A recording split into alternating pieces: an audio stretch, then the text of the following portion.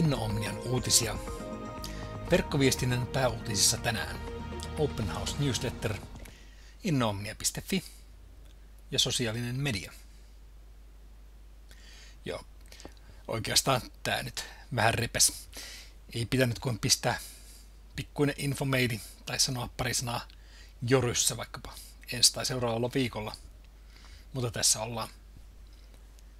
Hei, newsletteristä huomatkaa, että teidän uutisiin innoomnia.fissä sitten voi tulla kommentteja ja joku vieläpä luulee, että te luette ne. Innoomnia.fi, se muhii pinnan alla kuin tulivuori, ja jos ette usko siihen, varokaa, ettei se lennätä teitä persuksillinen, kun räjähtää. Some on some, vaikka organisaatiossa paistaisi. Inno-Omnia on esimerkiksi Facebookissa 3 eri sivulla.